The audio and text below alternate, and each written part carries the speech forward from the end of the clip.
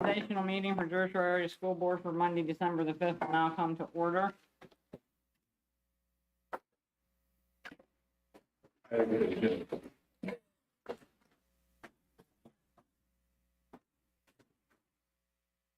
Roll call, Mr. Anders.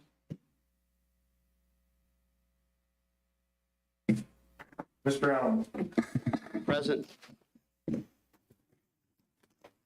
Ms. Calhoun. Here. Ms. Goldberg. Here. Mrs. Edwards. Here. Mr. Grant. Here. Kinley. Here. Crosby. Here. Mrs. Stemmer. Here. Mrs. Thomas. Here. All my members present. Next, please stand for the Pledge of Allegiance. Going to introduce our high school student council members who are here to lead us tonight. Their names, for those of you that are paying attention, are all listed under the reorg or under the regular meeting. We have Hannah Sweet, Addison Koch, Celia Shamori, Ella Gerst, Cassidy Dodd, Josie Gerst, Rahel Hartman, and Peyton Dincher. Take it away, girls. I pledge allegiance to the flag of the United States of America and to the republic for which it stands, one nation, under God, indivisible, with liberty and justice. Don't leave yet. Come on up here. There's a two-step process here. I'm going to give you those to pass out for me. Thank you. And then I'm going to give you, and you pass those out for me, and then you all need to turn around so that Mr. Keene can get your picture. This one.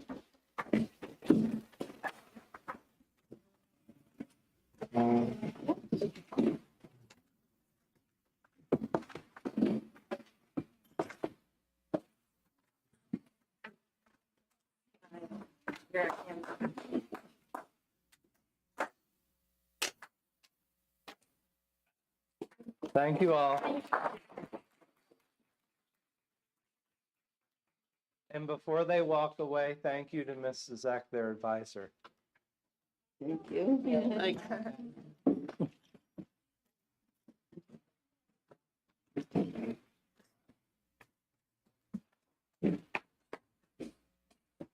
Next, the appointment of a temporary chairman, which will be Chris Henry.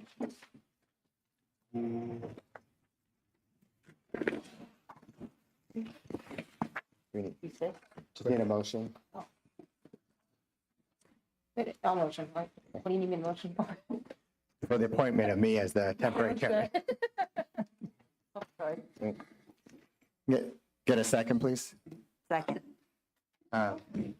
Any discussions or comments? Roll call, Mr. Enders. Mr. Allen. Present. Roll call. Yes. What? We're doing a roll call. Please. Yes. Mrs. Calhoun. Yes. Ms. Goldberg. Sorry, she couldn't hear you. I muted by accident during the pledge. Mrs. Dobler, we are approving Mr. Kenyon as our temporary chairperson. Yes or no? Who is that? Mr. Kenyon. Oh, yeah. Yes, that's fine. Yes, I was just texting, to let you know that That's my fault. it's working now. We're good. Ms. Edwards. Yes. Mrs. Grant. Yes. Mr. Kinley. Yes. Mr. Petrowski. Yes. Mrs. Stemler. Yes. Mrs. Thomas. Yes. Now for the election of the president, I'll first start by accepting nominations for the president of the board of directors. Mary Thomas, President. Any other nominations? Having no other nominations, I'll take a motion to appoint Mrs. Thomas as the president of the board of directors of the Jersey Shore Area School District. I'll give you the motion. Second, Second. any questions or discussion? Roll call vote, Mr. Enders, please. Mr. Allen.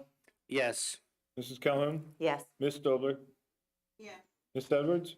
Yes. Mrs. Grant. Yes. Mr. Kinley. Yes. Mrs. Petrowski, Yes. Mrs. Stemler, Yes. Mrs. Thomas. Yes. Motion passes 9-0. At this time, I'll resign as the president pro tem.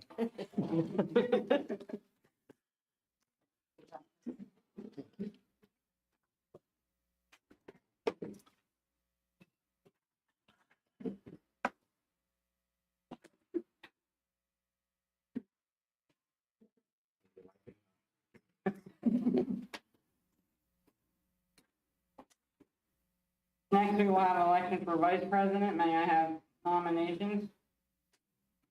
Nominate Mrs. Stemmer. I nominate Angela Grant.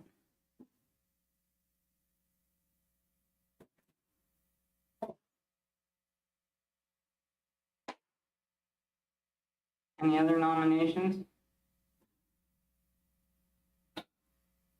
I'm closing, I got that closed.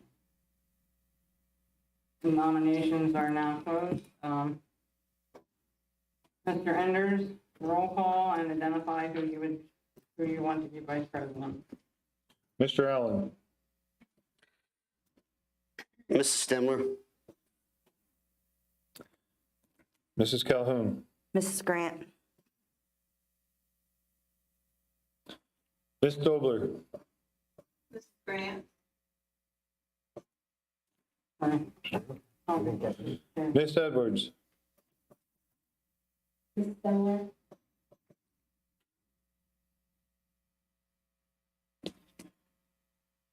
Mrs. Grant,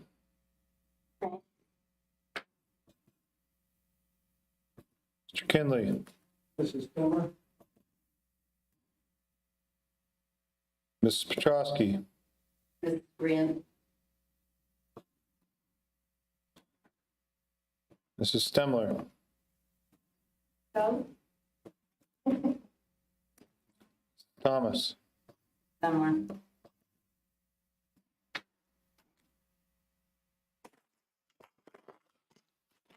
Mrs. Stemler has been voted as, re-elected as the vice president. Next will be elections for the assistant board secretary.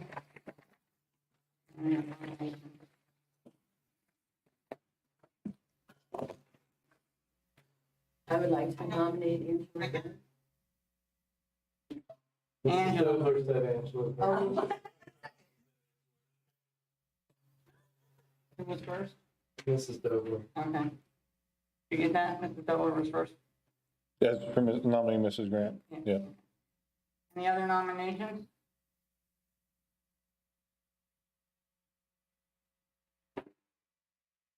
Hearing none, nominations will be closed and Mrs. Grant will be secretary as assistant secretary.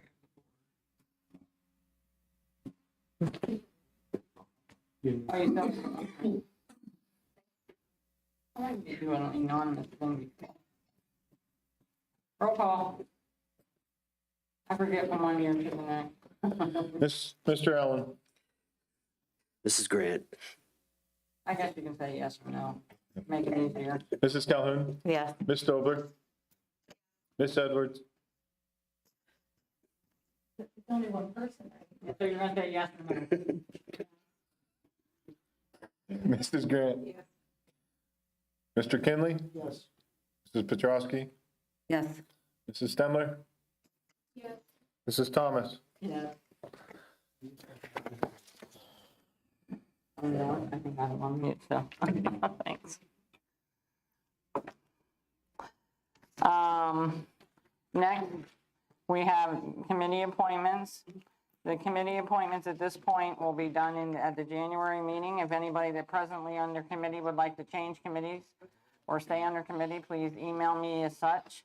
I'd also like to see an additional committee that deals with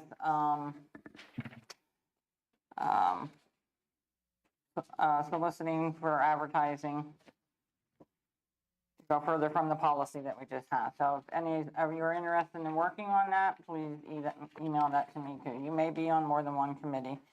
The Legislative Representative Committee, that was Mrs. Petrosky and Mrs. Dobler. Mrs. Dobler is willing to stay on that, and I heard you prefer not to. Is that correct, or? Right, I would like if somebody else would like to do that. Okay. So if you have an interest, now the last 2 years, or has it been 3 years? The last 2 years, this has been done by Zoom or a Zoom thing. Oh. So it's not something that you have to go somewhere necessarily for, but it is statewide, I believe. It is. Yeah.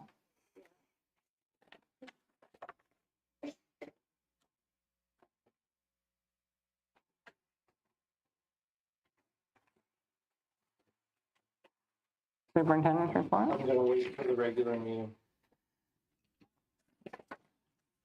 Public comment is listed for the regular meeting, which will be started shortly. Miscellaneous items, there is a calendar of board meetings that has been attached. Basically following the same format we've done in years, the second and fourth Monday. Again, they have scheduled in November the same, or December the same way we're doing this. Only one meeting in November, and then the reorganization, and followed by a regular meeting. There's one other variation next year because of the way that Easter falls. You actually will disrupt your schedule because of the Easter Monday being a typical board meeting. So did you make that a Tuesday or what? I just deleted it Oh, okay, because we're not here Monday or Tuesday. okay. Okay. So you actually, and honestly, because we're not here Thursday, Friday, Monday, Tuesday, you really don't have many school days between the two meetings when you look at the calendar. So is this here for a vote tonight? You do have to approve that for Okay. next year's meeting. May I have a motion to accept the calendar as written for next year? Second. Any questions? All those in favor say aye. Aye. Aye. All those not in favor, like sign. Motion carries. Nothing under old business, courtesy of the board, will be done at the regular meeting. And may I have a motion for adjournment? So is there a second? Wayne. Okay. So that meeting is adjourned, and we are now going into the regular meeting, so. The regular meeting for Georgia Area School Board, December the 5th meeting, will now come to order at 7:20. Do we need another roll call? Roll call. Mr. Allen, Present. Mrs. Calhoun, Here. Ms. Dobler, Here. Ms. Edwards, Here. Mrs. Grant, Here. Mr. Kinley. Here. Mrs. Petrosky, Here. Mrs. Stemler, Here. Mrs. Thomas. Here. All 9 members present. You okay to skip the next one? All right, next we'll go on to part B, approval of the minutes. They are regular minutes for October the 10th, October 24th, and November 14th, 2022. And there's also Capital Projects Committee meeting for October the 12th. May I have a motion to accept? Second. Second. I do want to mention that Mrs. Dobler reached out to me there. I need to say one edit to the Capital Projects Committee meeting that wasn't caught in the minutes is that group asked at the last meeting for me to bring the quote for the Saladiesburg roof to the next meeting after it was available, which I have for tonight. And she pointed out to me that wasn't reflected in the Capital Projects Committee minutes. So I want to say that so that it's in the record. Thank you, Mrs. Dobler. I have a minor correction to the November 14th minutes. Item G, Wait, for November 14th, you have it up, Ben? Go ahead. first line, I think motion by blah, blah, blah, to approve the following finance items. November 14th? Oh, under finance. Sorry. Okay. Oh, should change to say, finance, not buildings and grounds. So you're referencing? Okay.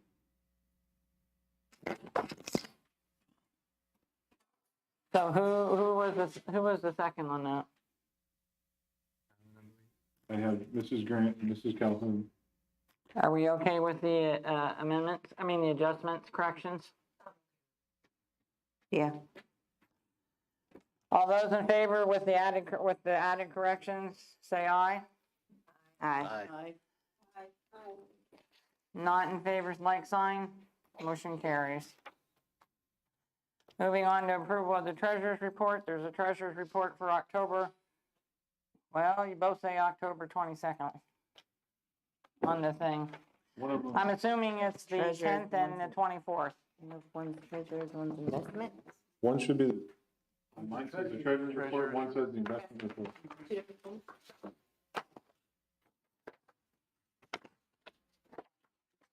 I don't have investment reports on mine that I copied off today. Yeah, treasurer's report, investment report. Oh, sorry.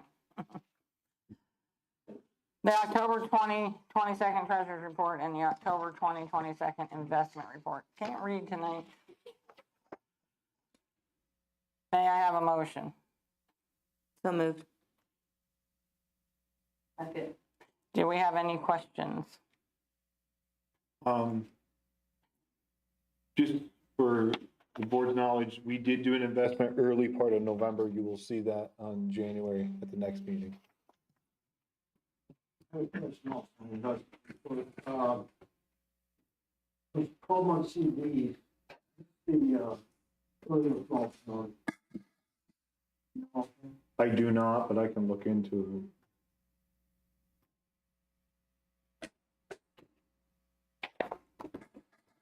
Any other questions? All those in favor say aye. Aye. Not in favor, like sign. Motion carries. Next, we have approval of the bills for $3,161,291.23. Anything we need to know on this one, Mr. Enders, before I get motion? Yes, two things. One, I wanted to point out the voided check. That was due to the timing of the invoice when it came in. It did not reflect, for their Sugar Valley invoice, it did not reflect our previously paid invoice. So, but it was caught before the check was mailed, so we voided the check and reissued it, reflecting the previously made payment. The only other thing on the bills going through them to note was probably our second to last Site Logic payment was made this past month. That was for just over $130,000. The remaining retainage on it is just over $31,500. So that project is pretty much all but complete. Well, it's complete, but it's all but paid for. Retainage will be, released and, some kind of sign off. Yeah. Can I have a motion? Motion. A second. Do we have any questions? Hearing none, all those in favor say aye. Aye. Not in favor, like sign. Motion carries.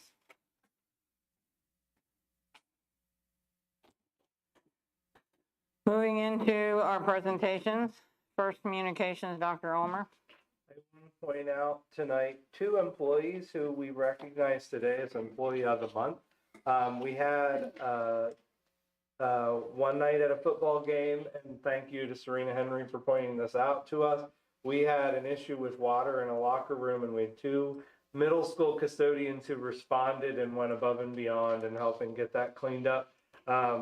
Valdessa Flatt and Brian Miller, 2 of our middle school custodians that Mrs. Henry nominated, and they were recognized as Employees of the Month. So thanks to them for their hard work.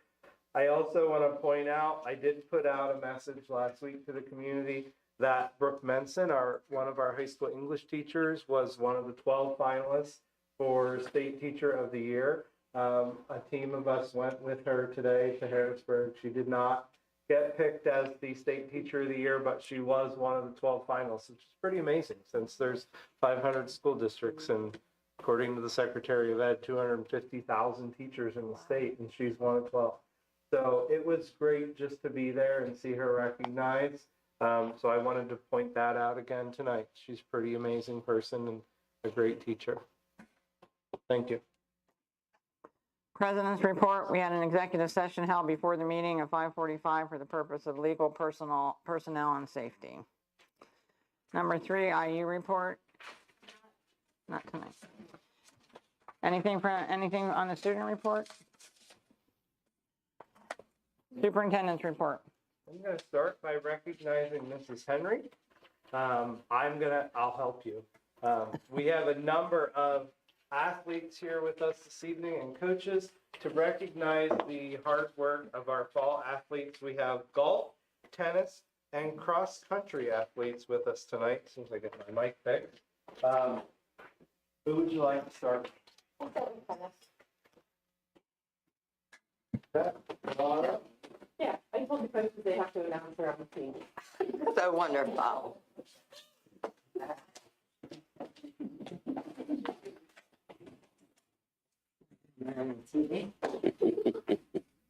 Tonight we're here to recognize our girls tennis team who, on the regular season, finished 17-1.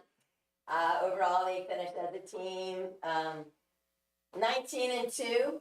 Our number one player finished 25-0 in districts and finished the season 26-1. That's pretty good to remember all that. This group is sensational. I've coached for 22 years and I've had 2 losing seasons.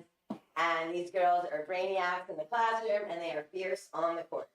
So Peyton Ditcher.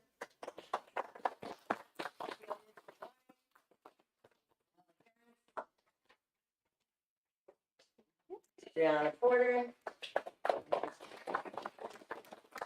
Brianna Hartman. Madison Cope. Deanna Lang. James Belfox. And thanks. All right, girls, let's.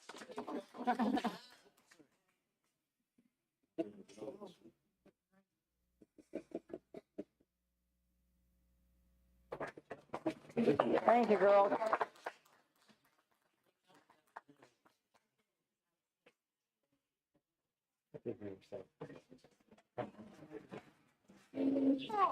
Want me to do stop? Golf coach is off coaching basketball. I'm going to introduce one terrific human, one brainiac, and a great golfer, Kaylin Shaw.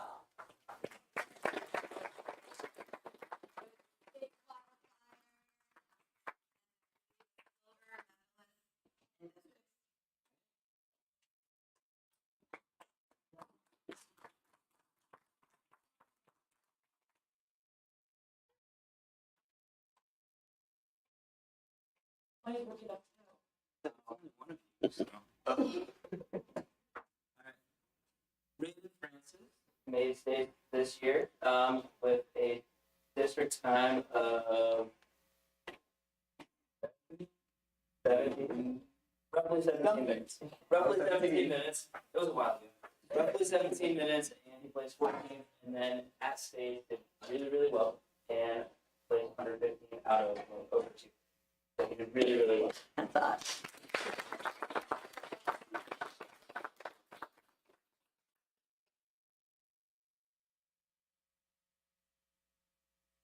Thank you all.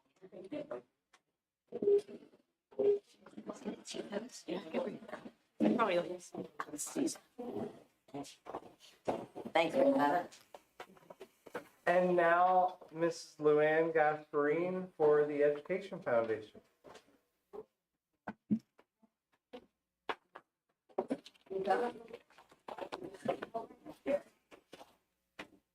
Good evening. Good evening. One of those days, I know. No, but I don't mind. I've never been accused of being quiet, that's for sure. I'm board president for the Jersey Shore Education Foundation. We have a few things on our plates coming up for this year. Let me see, you're gonna have to, oh, there we go. We do mini grants every year. This year we have 4 or 5 so far. That window has not closed for any time grants. Right now we have we are funding, as if you can see on the PowerPoint, the 8th grade trip to the Boalsburg Christopher Columbus Museum, and then they also visit Penn State. We've also contracted the agricultural science van for all 3 elementary schools for them to have a week. We also have part of a grant for flexible seating for the 8th grade class, math class at the middle school. Upbeat Outreach is a program that Steph Mockmer uses in her life skills class. And if you ever get a chance to go visit that class when that's going on, you have to see it. It's incredible. He does a really nice job. We also had an author visit. His name was Daniel Kirk. Katie Wirt does a wonderful job as the librarian. And that particular author visit, I think, occurred in October. And the kids, it was very well received. Any questions so far? We also are registered to get EITC funds, which stands for Educational Improvement Tax Credit. We have to apply as a foundation and a 501c3 every year. This year, our renewal has been sent in. We will probably find out about January whether it's been accepted or not. And any project that we fund with these monies also has to be approved by DCED, Department of Community Economic Development. We currently have a list of about 15 projects, and that's just a sampling of what we have. So we have others that are not listed there. If anybody would like to know what they are, I'll be happy to send you our complete list and the requirements for getting an approved project or program, going on. I will tell you, for us to get a program approved, I have to write up a scenario for them, tell them exactly what goes on in the program. It has to be above and beyond the regular curriculum. It has to have a lot of academic, what do you want to say? Impact. Impact, that's a good word. Thank you. I'm sorry. My salad for dinner hasn't hit the bottom yet. But we have 15 projects, and the last time I spoke with them in Harrisburg, they will tell you if you apply for one, that they will let you know within 60 business days. And that's a flat out lie. It is more like 6 months, okay? So if you apply now, you might get approval by August, maybe. So for all that we have approved, and that even includes internships that we have never had enough students with the scheduling that would be a completer in the CTE program so that they could go out, that we could pay, wages for, things like that. So it's a wonderful program. I'm very much on board with it, as a lot of our foundation members are. And you'll see why in a second. This year, we have received funds from Muncie Bank and Trust, Woodlands Bank, Nutrition Group, West Company, High Company, and the Wise Markets. UPMC has also contributed there. This year, right now, we have just about $38,000 if I got all my numbers straight. Last year, I didn't put PP&L in there. That was another $2,500. So there you go. It's about $40,000 that we get, pretty much in free money. And we have to spend 80% of that every year. We're allowed to carry, we have 2 years to spend the $40,000. This year, I believe, and if Mr. Enders can correct me, but I believe we're carrying over about 24,000, something like that. So $64,000 we got to spend, which I think I can. I love to spend money. Okay. So, so far we have committed funds for the Boalsburg field trip, STEM activities, community garden mini grants. By the way, if you don't know, we have one. It's outside of the Jersey Shore Elementary building. Last year, last summer, not summer 22, summer 21, I did a workshop with the kids there at day camp out there. We had 17 children, families in there. Had 21 kids, 17 families, and each family took a zucchini home. It is very, very well done, I must say. And Mrs. Mary Ungst is the one that's in charge of it. She's doing a wonderful job. Trout in the Classroom is funded by High Company. I did put that in there. They contributed $7,000 towards the Trout in the Classroom project. So we have other special requests that are coming out.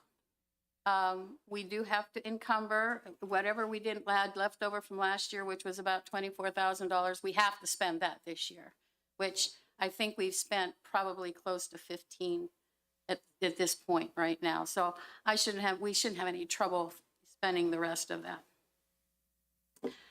Additionally, we fund, now these are not EITC funds, but we have funded the Upbeat Outreach. We have a chemistry demonstration coming for our middle school science classes. We have also received and submitted and then also received grants for the outdoor club at the high school. One was through the Pennsylvania Fish and Boat Commission. It's for the what they call APS program. Basically, we're teaching the kids safe boating, fly fishing, and that kind of stuff to get them interested and stay interested in the sport. We received $10,000 for that. It is a matching grant, so we had to match about 20% of that between volunteer time and any type of contributions that we can get. We also, just this past week, received notice from the Lycoming County Conservation District for a $2,000 grant for the trail work that these kids do in October and in April, I believe. And that's what we'll spend money to get them new tools, the hose, the glasses, the safety helmets, and all that kind of stuff that they wear. So far, we're doing pretty darn good. Any questions so far? We also have a foundation donor who would like to purchase wobble stools and lap desks for Keith McCabe's 8th grade math classroom. We have purchased these every year for 4 years. This is the first year that they didn't go through. Why, I can't tell you, I do not know. But it happened, and I'm only one person, and I can't override that. So anyway, this anonymous donor feels very strongly that these stools are very good for the kids, especially anyone that has ADHD or ADD. The class that got them first was Karen Fosnot's class 4 years ago. Those students are now seniors. And in my travels as a substitute teacher, I talked with some of the kids who were in that group, and they swore by them. The one kid said, I have ADHD. He volunteers all this stuff. I have ADHD, and if it wouldn't have been for them, I would not have been able to concentrate. So I believe that they're very helpful. I have a link there. If you want, we can click on it and you can see what they are. But anyone can look them up. You do wobble stools. They're not that difficult to do, but it certainly makes you sit there and sit upright.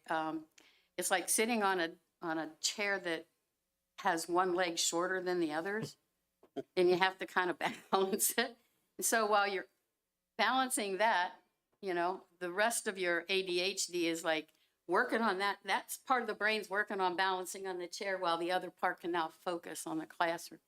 I think it's wonderful. Lap desks, my grandson has one, and he's 5, but they make them for all sizes of kids. And what they do is if the kid's sitting on the floor, it's kind of hard to write on something. And what this does is it just sits there. You have a place that you sit on, and a stem comes up, and you have like a little lap, place. You can put your notebook on and write. It's very, very convenient. My 5-year-old loves it. So I'm sure if the 5-year-old can work with it, 8th grade can work with it. And they come in different sizes. Would anyone like to see examples of those? I can. Sure. Is this going to work if I hit that link? Oh, there you go. Yep. Maybe. It's loading. And there's many different kinds. I believe the one he got is an adjustable one, so it's 18 inches for the bigger kids. And for people my height, we put them down all the way so that we can sit comfortably. But this is what they look like. I sat on one. I thought it was kind of neat, personally. And I figured if it will hold me, it'll hold an 8th grader.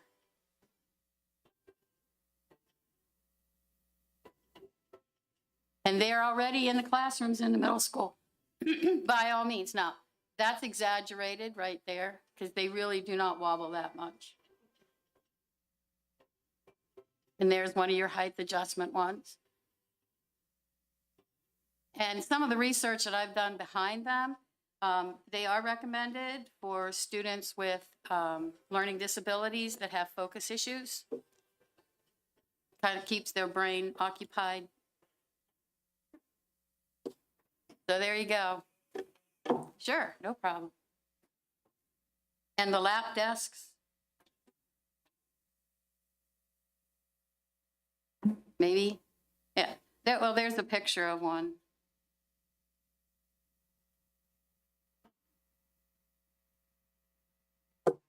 And the kid sits on the bottom part and then they can write on the top part. Quite convenient. Questions? How many of those wobble desks have you, or chairs have you purchased? So far 2, but I have 3 more that are coming. So you're purchasing about 5 for 5. each classroom? Just that one classroom. Right. Just that one classroom. And in the past? That's all it was put in for. In the past, how many did you purchase for, like? You know what, Kayla, I couldn't tell you, but I could go back through the records and find out. I know we've ordered at least 4 to 5 Okay. every year. Okay. They're already in there. Like I said, Karen Fosnot has them. Bechtel, I'm sorry, Nikki, yeah, she has them in her classroom. Bill Zaruth had some. 1, 2, 3. There's another one somewhere along the line. 3 that were already done. Uh-huh. And they've been approved every year. Why this year? I don't get it. But Have you done other seating arrangements for other classrooms? Like as far as the different? we would love to do all the classrooms that would want these. Okay. However, the cost is, these are not EITC funds, Right. okay? As much as I tried to get them approved, they were not approved. Especially the results that Karen Fosnot had with hers. Her reading scores, her PSSA reading scores were out of the roof. I mean, she very much appreciated the fact that the kids can now concentrate a whole lot more, and they were focused on what they were supposed to be doing, which is, as a teacher, that's what you're supposed to get the kids to do, you know, and some of them are just wiggly. That's the only way you can really describe it. They're just wiggly. And I'd rather see them sitting on one of those than sitting on a lab stool leaning back, you know, or on a chair in the classroom leaning sideways. I've had that happen, and I've had them fall. Fortunately, nobody got hurt. Call that natural consequences. Yes, pretty much. Pretty much, yep. But somehow they don't get that. I can't figure this out. We have a fundraiser coming up March 28th. Mark your calendars. We're having the Harlem Wizards coming back to Jersey Shore at the high school. We will have a lot of needs for volunteers. If anybody wants to play, then, and Dr. Almer, no. And I also need referees. The last time they were here, I had a hard time finding basketball referees. So, but we'd like to see that. They are a good time. I still have my videos and my pictures from the last time they were here. And it is definitely a community affair that all the kids will enjoy. So mark your calendar, March 28th. New projects, as I said, with the EITC funds that we have a meeting next Tuesday, I believe. And next Tuesday, we're going to be proposing these 2 projects coming for EITC funds. The first one is called Interplay Learning. It's an app for the construction classes. It is an app that they can do on their iPads, obviously. And if Perkins money comes through, Mr. Rager said he was going to buy some Oculus with those funds. The nice thing about this is that they can teach these kids all in virtual reality in situations that actually will not put them in any danger. Like they can go in and fix a gas leak in confined spaces, but not be subjected to the gas leak in a confined space. They will learn, oh, I don't want to do that. They will learn, it's 3D sim training. Sorry, fast fingers. Anything from HVAC to, oh, what are some of the other ones? I'm having a brain burp here. Also, it's approved by the Department of Labor, the U.S. Department of Labor, and they will get a certificate for completion when they do that. So here you can see that's part of it. They can do something on circuits, meters, switches. They can go find leaks in or correct any type of malfunction in like an air conditioning unit that has a unit outside.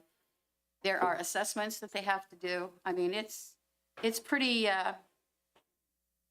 comprehensive. As I said, it is approved by the U.S. Department of Labor for certification purposes. So they will get something, you know, out of it should they complete all of the different cycles that they have. I can send you the link for this if you like, and you can take a walk through. There's a whole bunch of different apps that they can use there. The other one is Sim Junior. I don't know if anyone has seen that. Sim Junior is a mannequin. Patty Hess uses the regular mannequins in her classes, I should say. All kids are required to take CPR before they graduate from high school. We have the little mannequins and whatnot. This takes everything one step further. This not going to open for me? Doesn't look like it. It looks like, oh, there it goes. Maybe? Yep, there it is. Sim Junior, the first time I did CPR on a mannequin that actually had a pulse, kind of surprised me a tad. I never expected a heartbeat to show up when I was done with CPR. This not only has a heartbeat, this thing breathes. It can has an airway that you can use. Just to name a few, it is a realistic full body simulator. The only thing it doesn't do is sit up and tell you you did a good job. It comes with a computer interface. There are different scenarios. So even if you had 10 kids in a room, each kid would get a different scenario. So kid number 1 who went through the process might not get the same thing that kid number 2 gets. So they have to know their stuff before they get on here. This is what Penn College uses in their health sciences curriculum. They've had a lot of good success with it. Patty has told me that, and she's been in contact with the instructors at Penn College. They bring their mannequin to Jersey Shore so that they can demonstrate it and the kids can work on it. But it would be nice to have one of our own that the kids can work on from September to May. Again, I will be happy to send links for all of this stuff if you wish, to the tune of $35,000. But we got how much in EITC funds, and this is funded by EITC. I'm good. If you send me your PowerPoint, I will email it to the whole board. Yep, will do. Luann, this Slim Junior, I mean, the saying junior and the saying pediatric emergency, so is it like a child size? It's not a child. It's more like a middle schooler. Okay. Yeah, it's more like a middle schooler. I saw the thing. I was kind of, like I said, I kind of jumped back when it had a pulse. God help me if it breathes too. You know? It also goes with the heartbeat so that they can practice AED on it and all that kind of good stuff.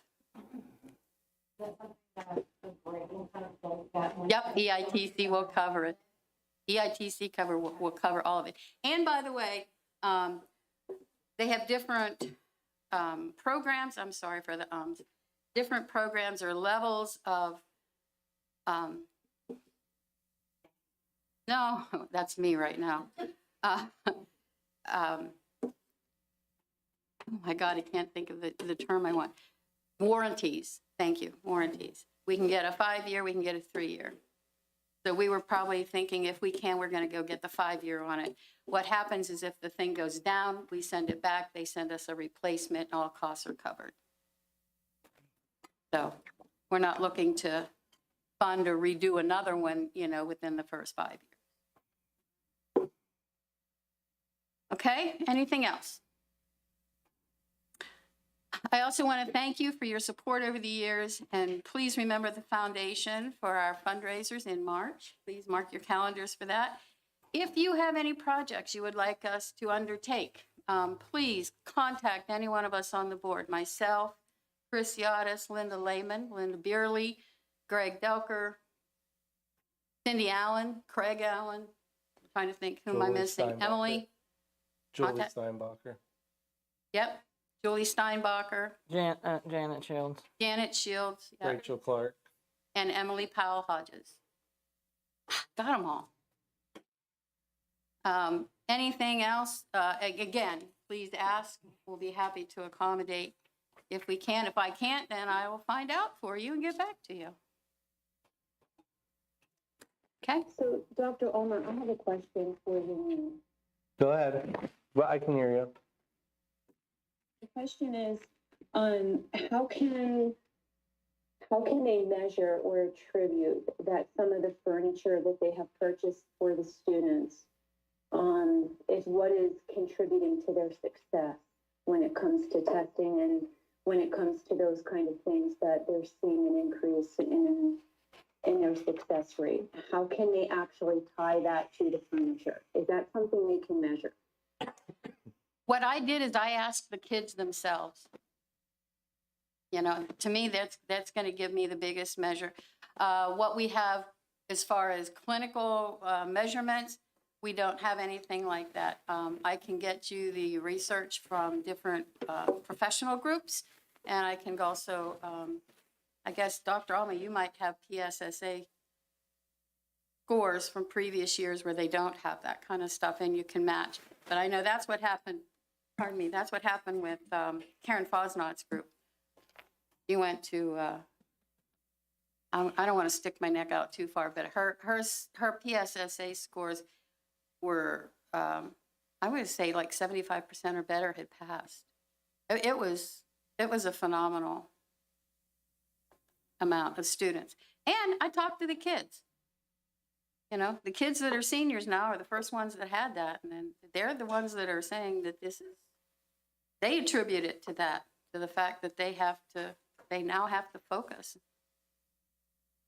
So, as a teacher with 25 years experience, I'll put a lot of stock into that. Kids are brutally honest, you know? If they don't like something, they're the first ones to tell you. Any other questions? Well, I thank you very much for Thank your you. time.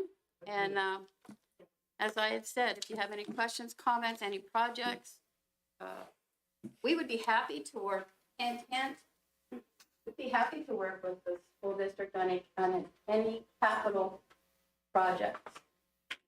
You know, I have a few in mind if you want. Thank you. Good evening. Thank you. And I'm going to turn it over to you, Mr. Enders, to talk about the audit report. I'll turn it over to Baker Tilly to present your audit report. Good evening, everyone. Good evening. Thanks for having us here this evening. We're here this evening to discuss with you the results of our June 30, 2022 single audit of Jersey Shore Area School District. My name is John Compton. With me tonight is Becky Swales. We're both auditors with Baker Tilly. Okay, just swipes, right? The audit is essentially complete at this point in time. You are a June 30 year end.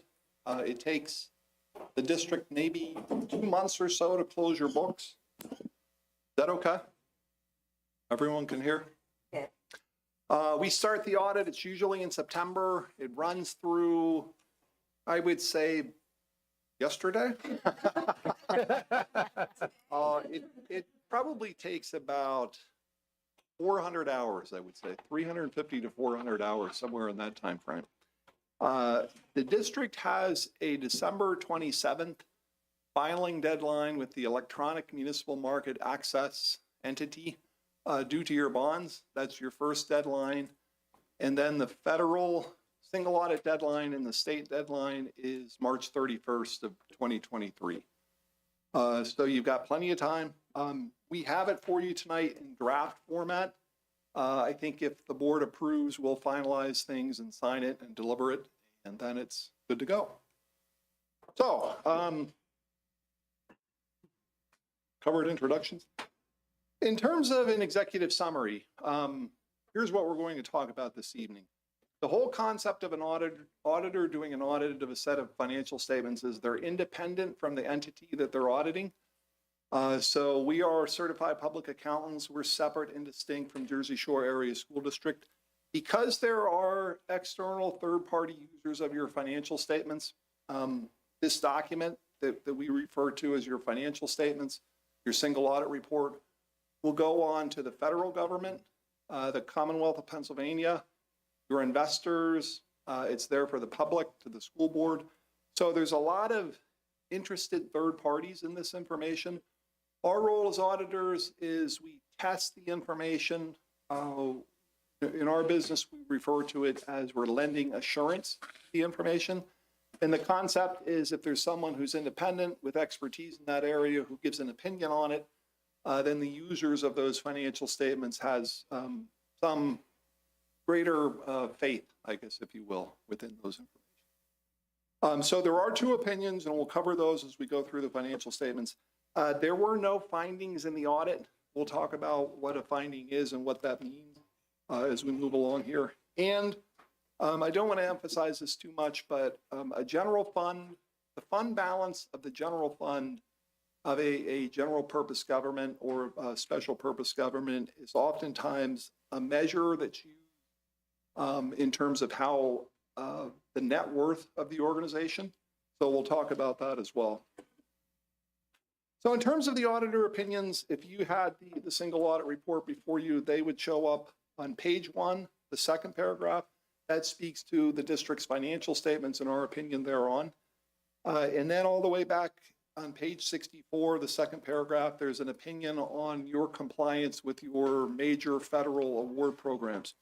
When we look at the district's budget, you're funded in part by local sources, in part by state sources, and there's federal dollars there.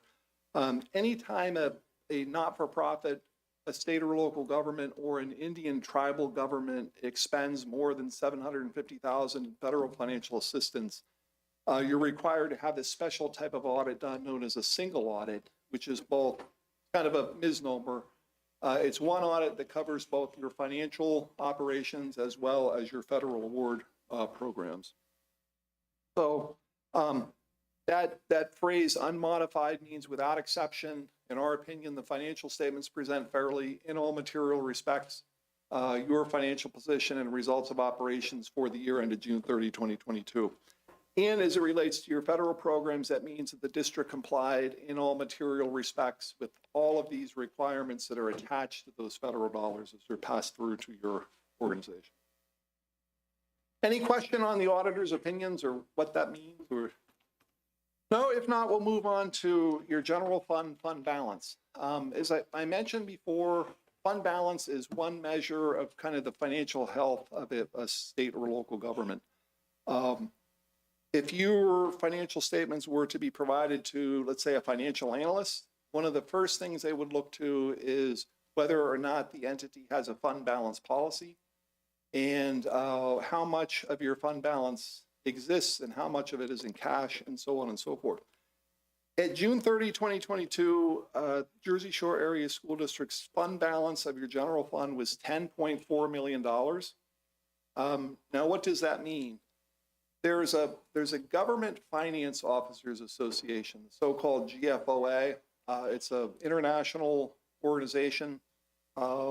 It sets best practices for state and local governments, and their best practice as it relates to how much a government should maintain within its fund balance is about 2 months worth of operating expenditures.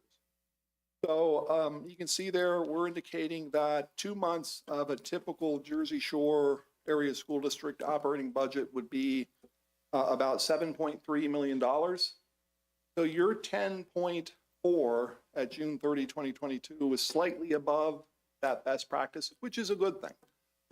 That's kind of a rule of thumb.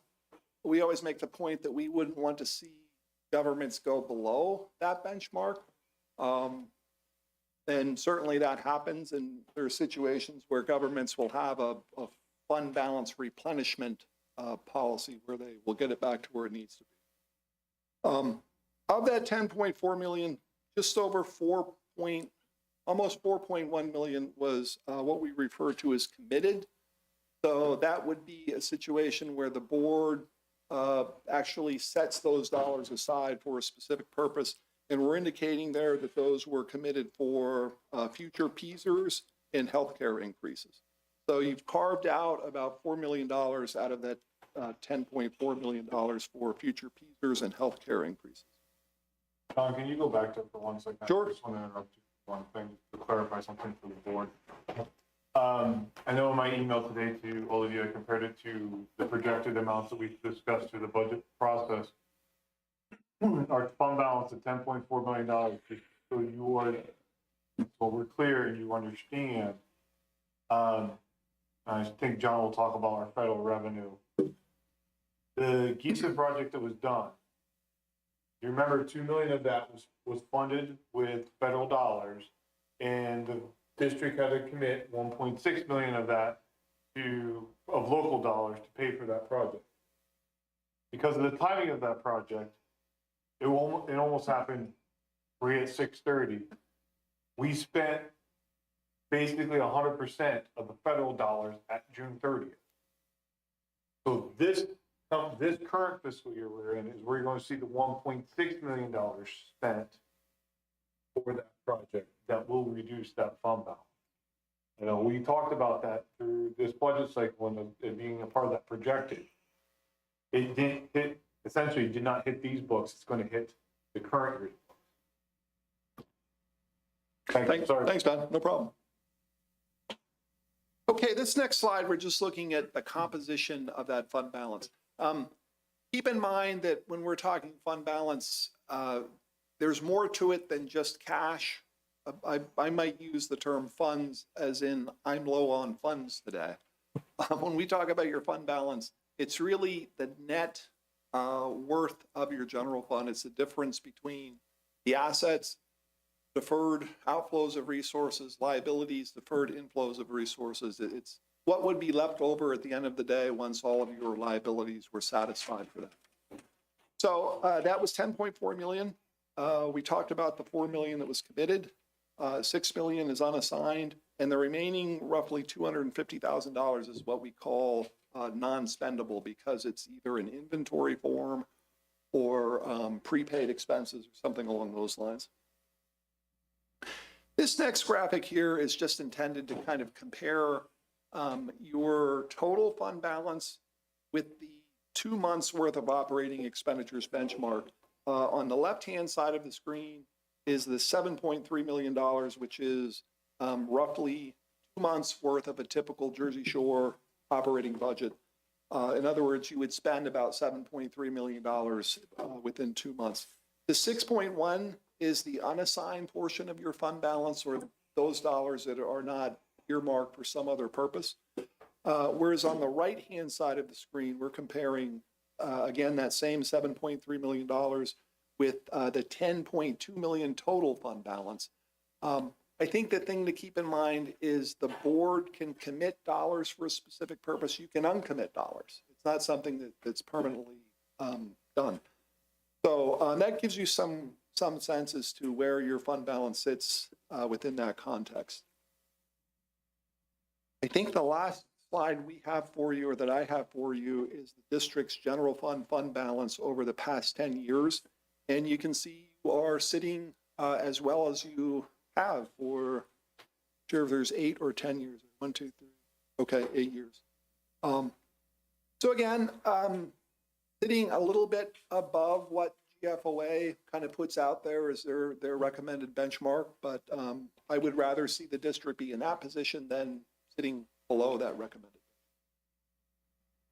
Last thing I'm going to mention here tonight before I turn it over to Becky is there's a governmental accounting standards board.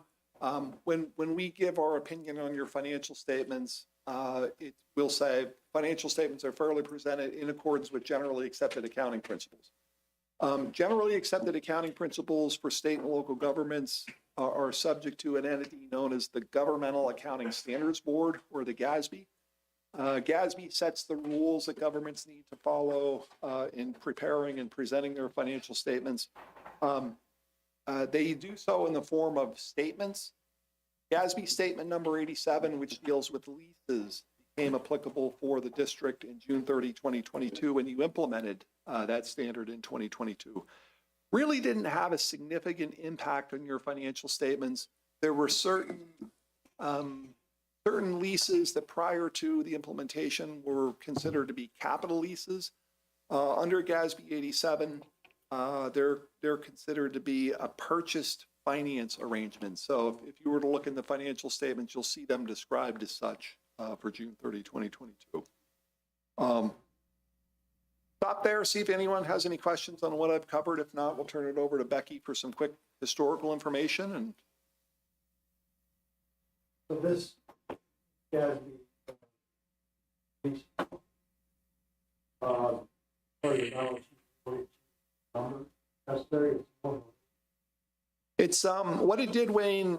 I'm sure you would remember prior to it was the old FASB 13 that dealt with what they referred to as operating leases and capital leases.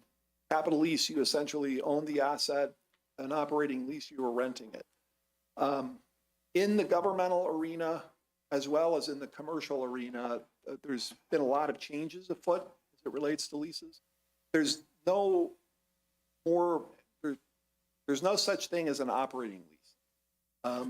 If a government enters into an operating lease, it needs to recognize, if a government enters into what previously was considered an operating lease, it needs to recognize a lease liability and what they call a right to use asset. Jersey Shore had some historical capital leases on its books prior to GASB 87 here. And under the new criteria, they're not considered capital leases, but rather these purchased finance arrangements. Essentially, you're going to own those assets term. Okay, Becky, turn it over to you.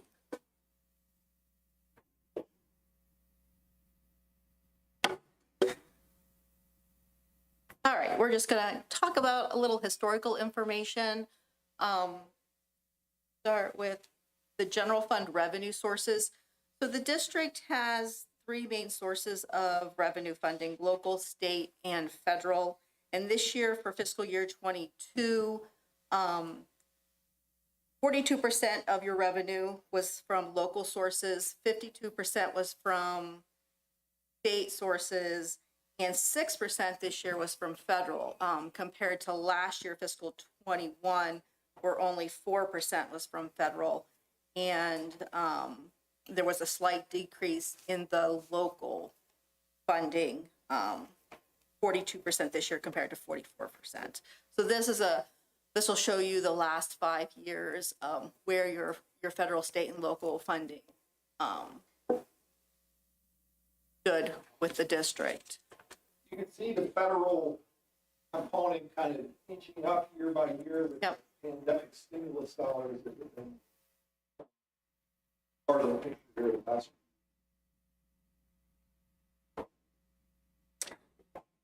General fund expenditures, we have different categories. We have instruction, non-instructional, support services, debt service, and then also there's net transfers. In your instruction includes like your regular, your special education, your vocational. In the support services, which is the second largest expenditure type, you've got pupil personnel, instructional staff, administration, business office, maintenance, and also transportation. So overall, general fund expenditures were 45.6 million compared to the 44.4 in fiscal year 21. There's also, which didn't show up on this graph, and I apologize, there's also a small portion of what was called capital expenditure funding that's not showing up here. It was about 1.5 million. And that was mostly from the ESSERS funding for the HVAC system and that project. So that didn't show up. So there's a little bit, there's one bar missing on there, and I apologize for that. Instruction for fiscal year 22 was about 27.6 million. Non-instructional was 900,000. Support services was 12.6 million, and debt service was about 2.9. And you can see that also shows you a 5-year graph of the change in expenditures from year to year by type. Questions? The district's long-term debt, fiscal year 2022, the district had a long-term debt balance of 22.1 million. That was made up of a general obligation bond 2019, the general obligation bond 2020, and the general obligation 2021. During fiscal year 22, the Series AA of 2015 general obligation note was paid in full. So you have 3 bond issues out currently, and that also will show you the change in the debt balance for the last 5 years. Any questions on that?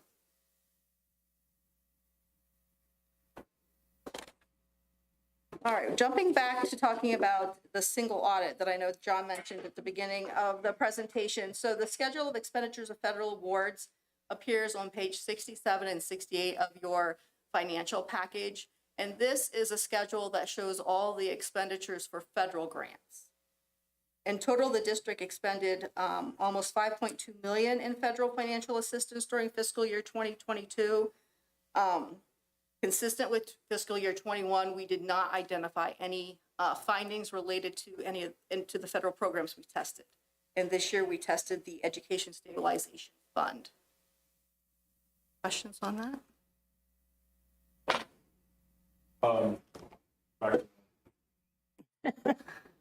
The 5.2, because I know we talked about this evening about regarding food service. The breakout between that is about 3.5 in the general fund. In the food service, under that program, when all the students were fed for free, K to 12, both lunch and breakfast, that those dollars were about $1.7 million.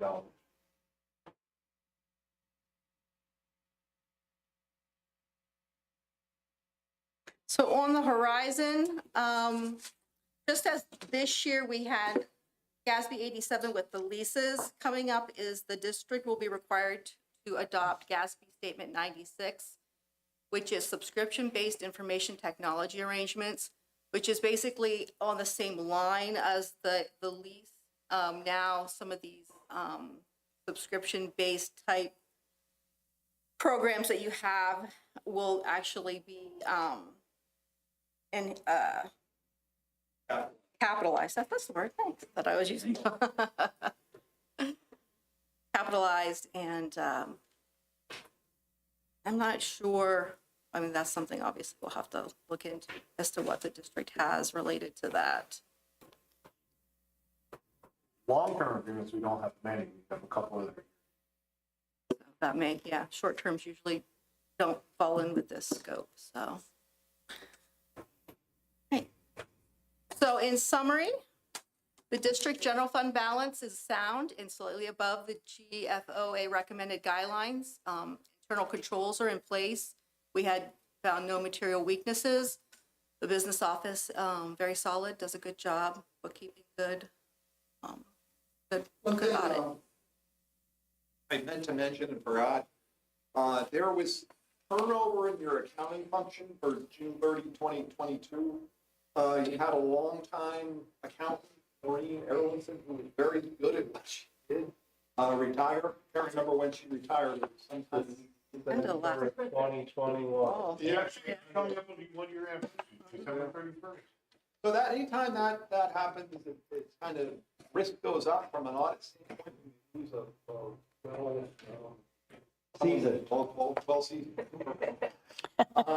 But, you know, I think Ben did more for the audit this year than he would have in the past. Nicole did well, the new accountant, so, yeah, I think we're essentially finished. Board approves, we'll get this signed and sealed. Done with it for another trip. Any other questions? Been a long meeting so far, I'm sure. Move on to the next one. Well, thank you, everyone. We'll wait to hear from Ben. And hope you have a good. Thank you.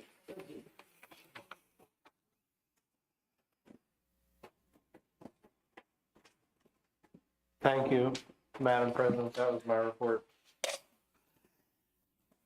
Okay, moving on to courtesy of the floor. This courtesy of the floor will be for public comment on agenda items. State your name, address, and agenda item you would like to address, and you will have 3 minutes. First on the list is Alicia Bilby.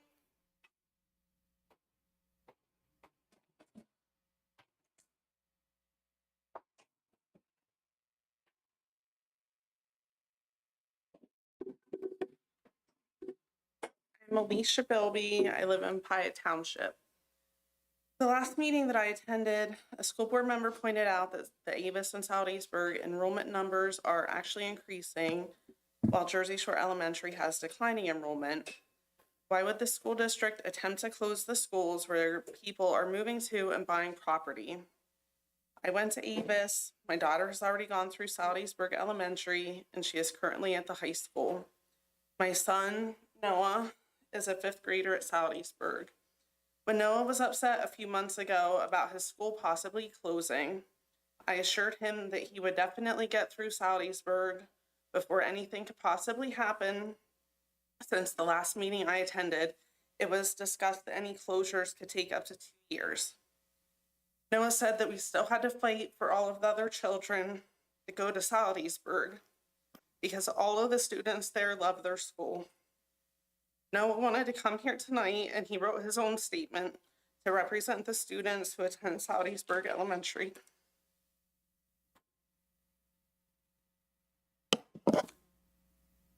Southeastburg, I'm Noah Miller from Southeastburg. I'm in the 5th grade. Southeastburg is the best school that you could ever hope for. Teachers are all so nice. The PTO and everybody works so hard to not only teach, but to make their students happy. All the teachers and students at Southeastburg know each other. We are like family. I go down to 1st grade and help them with their math problems. When I walk down, they are always doing their work or talking to their teacher, Mrs. Rogers, with a smile on their face. I love Southeastburg so much. All my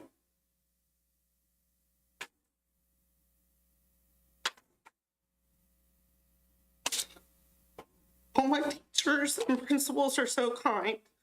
Everybody in Southeastburg comes up with fantastic ideas to make Southeastburg a better place. So that is why I want everybody to experience all the years they get in Southeastburg. Please keep our school open.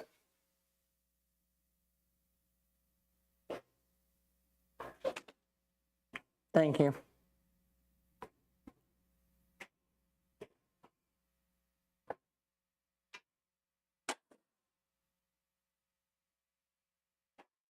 Next is Merle Schweitzer. Merle. What? You're next. If I'm reading it right, it's old business, but I don't know if I'm reading it right.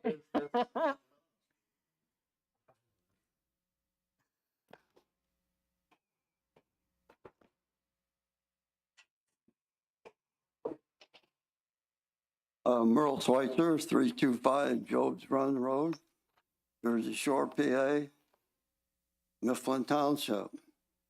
I'll make sure I'm not commenting out of order. My comments has to do with this continuous discussion under old business. Is it appropriate for me to make comments now? Old business is part of the agenda. There's also then a, I don't have to wait till after the discussion No. for the second courtesy of the floor. From 1978 to 1998, I was the director of physical plant for the State College Area School District. I had 11 elementary schools, 2 middle schools, 2 high schools, an administrative building to maintain. I also supervised a custodial staff of 40 full-time custodians and 15 maintenance staff. The philosophy there was to take care of what we had for 20 years. So I inspected, and I inspected schools for 20 years. I had 4 superintendents, 4 different superintendents in that 20-year period. I got interested in the school district in 2017, and I got on the board in 2018. And one of the first things that I brought to the attention of Dr. Winrich was in the board policy, I think it's 701, it says that the administration will provide an enrollment report to the board on a monthly basis. This was not being done. And the side comment policy also said that the board would recognize every student in this school district and ensure that they're in the right grade and the right school. So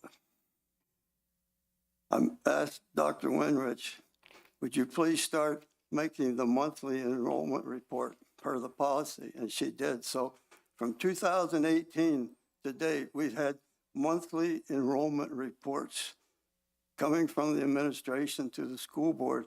Probably one of the better things that's happened to this school district. And what have we learned? I've monitored this very closely. I had high interest in it. I just want to look at the K-5 enrollment. Just block out the K-5 enrollment. Starting in 2018, the average enrollment K-5 is 950 students.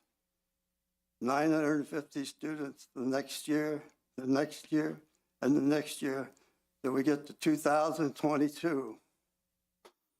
The monthly report in October of 2022, there are 485 students in JSASD. It was overcrowded. 195 students in Avis at 90% capacity, and 185 students in the Southeastburg at 80% capacity. So you add up those 3 numbers, you come up to about 960 students in the latest report. We've been hearing that enrollment is declining in the elementary school. From 2017 to date, where we've had actual reporting, the enrollment has not been declining in the elementary division. The next point related to that, when we closed the Nipano school, we were told it would save $500,000 every year, year after year after year after year. I think the Nipano school has been closed about 10 years now.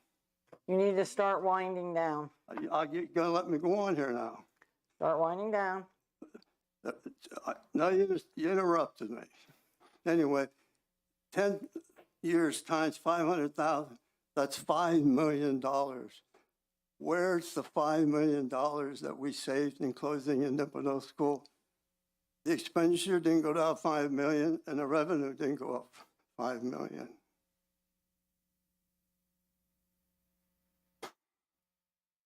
So now I'm gonna have to, you just told me I have to sit down, so.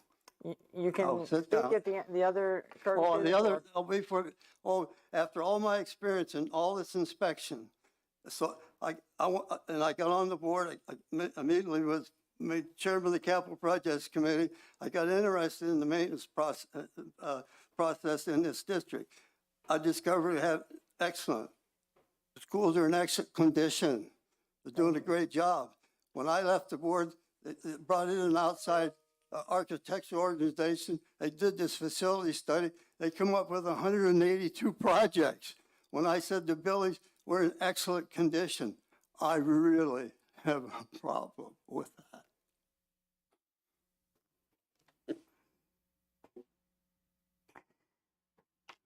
That will close this courtesy of the floor. Moving on to personnel. We have positions and stipends for the high school musical production of Nonsense. An employment contract between Luann Gasparini and Jersey Shore Area School District regarding an extracurricular exception required per the Public School Employees Retirement Code. This will allow Luann as the next one to be our assistant swim coach. FMLA from January 23rd, 2023 through April 23rd, 2023. Tom Butzler as volunteer swimming coach. The retention of the following fall sports head coach and sports as listed for 2023-2024. Cross country, Tyler Henry. Girls tennis, Anne Marie Dincher. Golf, boys and girls, Michael Shaw. Accepting a letter of resignation from Benjamin Morgan as the 7th grade baseball coach. Medical leave adjusted without pay for employee 2022-23-09. Emma Butzler as a volunteer swimming coach, accepting a letter of retirement from Patrick McCormick, Director of Technology at Jersey Shore Area School District with 23 years of service, effective March the 30th, 2023. Appointment of Samantha Stabley as part-time food service substitute. Appointment of Amy Reeder as part-time food service employee. Appointment of Steve Lehman as middle school boys basketball coach. Appointment of Ethan Aldridge, a senior at the high school, to a technology co-op student position. Appointment of Aiden Love, a senior at the high school, to a technology co-op student position. FMLA from November 28th, 2022 through January the 9th, 2023. And a transfer of Joanne Lovell from part-time food service employee to part-time food service substitute. May I have a motion to include A through Q? Second. Do we have any questions? There are a lot there. I have a question with A. Is this something that is budgeted? Yeah, and it's part of the contract, part of the teacher contract. And is this like, for example, is this like plywood or stuff that's needed for that, or is it just the day and day for the service? It's just their stipend. What you're seeing on the agenda is the established stipends in the contract for their work. These are reversals usually after. Mm-hmm. Correct. That's all I wanted to know. Any other questions? Hearing none, all those in favor say aye. Aye. Not in favor, like sign. Motion carries. Curriculum and instruction, we have no business. Building and ground, award the bid for demolition and site work of 143 Schaefer Lane, which is referred to as the Johnson House, to Lycoming Supply Incorporated, total bid of $31,497 to be paid with 2020-2023 contingency funds. May I have a motion?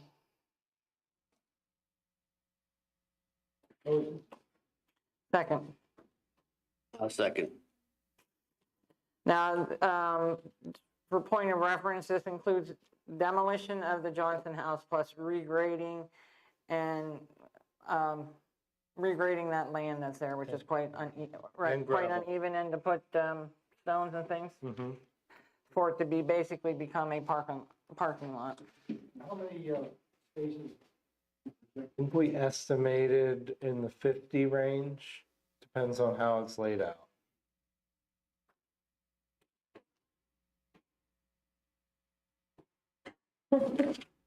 Any other questions? Hearing none, all those in favor say aye. Not in favor, like sign. No. Motion carries.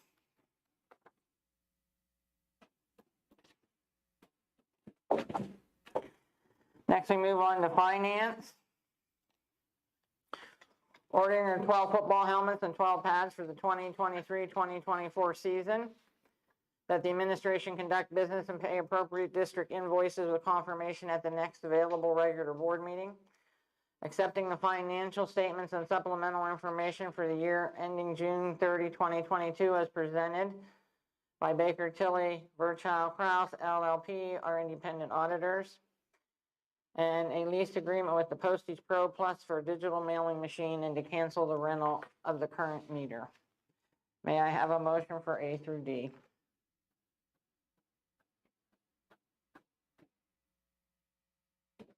Motion.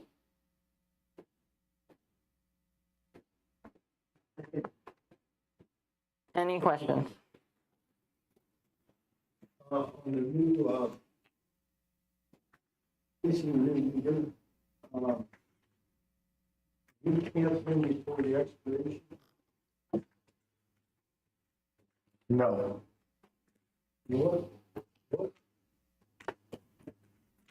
What's the change in the monthly? There is no change. They kept the cost the same.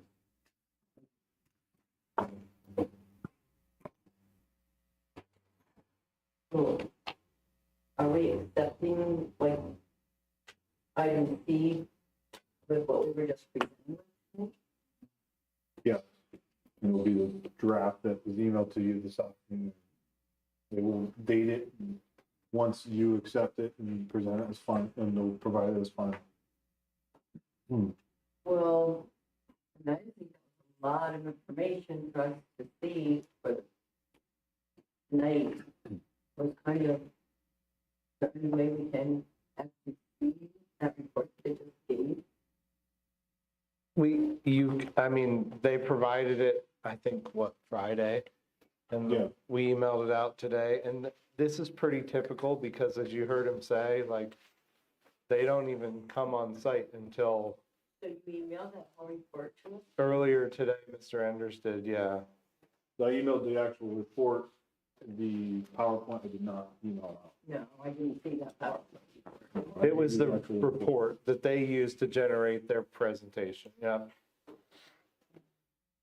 This is, I mean, it's been pretty typical ever since I've been here to see their presentation and accept the report. In theory, you're accepting their report. You're not saying it's accurate. You're not, you don't tell them that it's accurate. They're the auditors. You're just accepting their report. Is there any way, like in future, that, I mean, they always just give it to you like the day, whatever, before the meeting? You don't usually.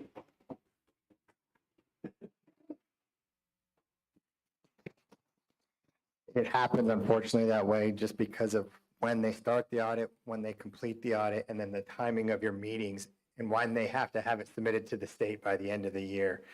So you don't have another meeting between now unless you call a special meeting. So this was the first opportunity and last opportunity to present and have you approve it at a regular meeting. Well, this is for the debt date, correct? Yeah, the 27th, we're required to have that. Correct. Not the state date. Sorry, Veterans. Yeah. Sorry. Yeah. So I'm trying this. Yeah.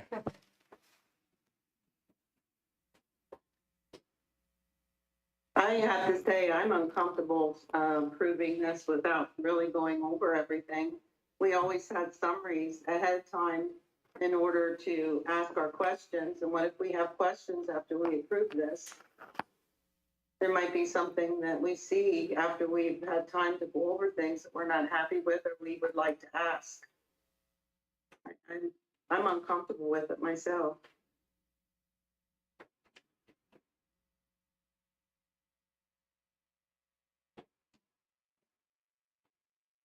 I'm assuming questions can still be asked.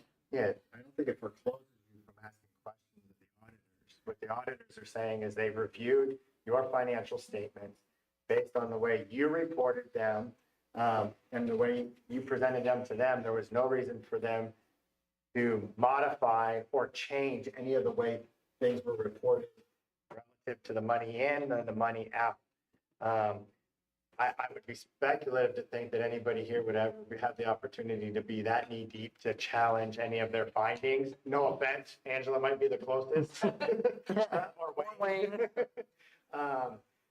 But generally, their report is not that detailed. If they present the main points as far as what the federal government's looking for from you as a district, to say, hey, you are managing your money exactly how we expect you to manage it. And your business manager and his staff are doing it in a way that doesn't cause us to have to ask them to change that reporting process or move things around because they were reporting it in an improper category.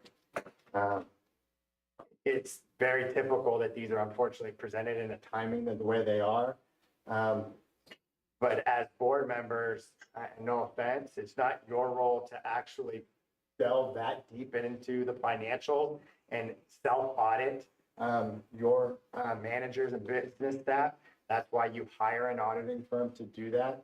That's why the federal government trusts them and requires it to be an unaffiliated third party to do that for that exact reason. So if we have any questions, then we just contact Ben.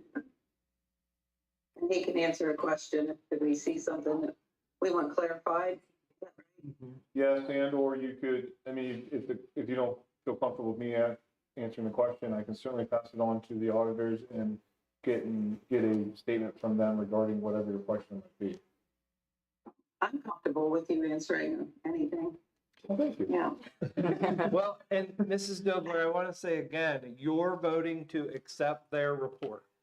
And I think Chris said it well, is they've audited our practices and the way we reported our revenue in and our bills, and they're saying in their report, they basically summed it up as there were no findings and they didn't find any issues and they thought we were doing everything they tested correctly, and they're providing that report to you as a board, and your vote is to accept it or not. Okay. I mean, the only thing I can say to it is that regarding the timing of it, I can talk to them. In the past, we at least had time to attach it to the agenda for it to be approved. You heard them say tonight that they would date it and finalize it, essentially sign it. Once the board approved it, that was something new. I actually heard it for the first time this evening during their presentation, so I can talk to them about that process that they do, if there's some reason for that change. But going forward, I'll ask them like, why do we have to do that? That's not typically what was done in the past, but as far in the past, what I recall is it would have been provided last Wednesday or Thursday and attached to the agenda. But for whatever reason, they changed what they wanted to do and wanted the board to approve it before they actually finalized it. And I didn't feel comfortable putting an agenda or putting an audit report on the agenda that said draft. Thank you. Okay. Any other questions? When they completed their field work? I had my final interview last Monday. No. Last Tuesday morning, they were here doing final work on the single. I would suspect from being the volume of work that they take on from auditing school districts and other governmental entities, that was probably a product of just the unfortunate circumstances of the number of accountants they have to do the work and all of the work that they have that they're kind of in a compressed time period. So that it's probably happening across our area as far that they handle. And the other side of it, we alluded to, all the federal revenue that's being brought in is causing more work. It's a more, bigger process. Yeah, I can tell you that I've heard from other school district superintendents that this round of audits was much lengthier than normal because of the sheer amount of federal revenue they were testing. Deadline later this month. They don't recognize the actual work. Right. So it creates another. And they keep, you can see, they keep adding new standards every year to the auditing processes that makes it that much more difficult and that much, take that much longer. Well, the only solution to this has been proposed by July. You're supposed to laugh. Well, I think he just had a stroke. anytime earlier gives them a little more time, and then he.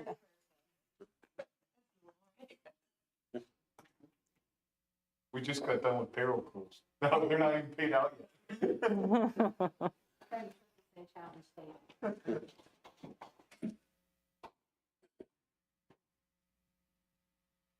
Any other questions? All those in favor say aye. Aye. Not in favor, like sign. Motion carries. Moving to miscellaneous. We have the Jersey Shore Area District Health and Safety Plan, which is my understanding has to be revoted on every 6 months. PCT articulation agreements for CTE manufacturing engineering program. Policy 810 transportation at the first read. An MOU between Jersey Shore Area School District, Keystone Central School District, and Susquehanna Trailways relating to jointly transporting students to placement outside of the 2 school districts. A donation to purchase 4 wobble stools, lap stools to aid students in working well using non-traditional seating arrangements for Mr. Keith McCabe's classroom from an anonymous donor. May I have a motion for A through E? Second. Questions? Was there any change to the health and safety plan? There was not. This is just your every 6-month obligation. Not until all of the ESSER funds have been spent. I worded that wrong. You could spend all the money, but because that's the time period to use the funds is for another 2 years, you have to do it every 6 months until that funding window ends. Every 6 months for the next 2 years. Merry Christmas and happy 4th of July. I have a reminder on my calendar. Any other questions? Yeah, could I get a clarification on D for the MOU? What brought this on as far as going together with everybody? So there was a conversation that Keystone Central initiated with me. They have some students that are going to a program in Williamsport, and that's not the issue we had with the shared transportation before, a different program that we don't have an issue putting kids on the same bus. It would actually reduce our costs because we are both transporting kids to the same program in Williamsport. So both districts are paying for a separate bus to go to Williamsport. You are agreeing that we can transport those kids together on one bus and share the transportation costs so that both of us see a reduction in our expenses taking those kids to that program. All right, thanks.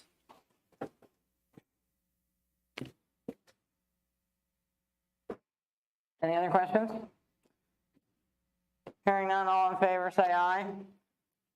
Aye. All not in favor, like sign. I'm voting no. Motion carries. Moving on to old business. Follow up on discussions from our work sessions. We've had a couple work sessions now. We had a discussion last, what's this, The roof. I did tell you earlier in the meeting that I was gonna pass out, as the capital projects committee asked. We did get an updated quote on the Salisbury Elementary roof. Remember, there are a couple sections and they're actually this has been asked a couple times where they are. So if you go to page 3, there's actually a map with numbers on it that correspond to the numbers of the roof that are going to be out of warranty. They're labeled 5, 6, 6A, 8, and 9. That gives you an idea of the locations of the roof that would be replaced and the full cost of that quote. Everybody got one of these, right? Okay.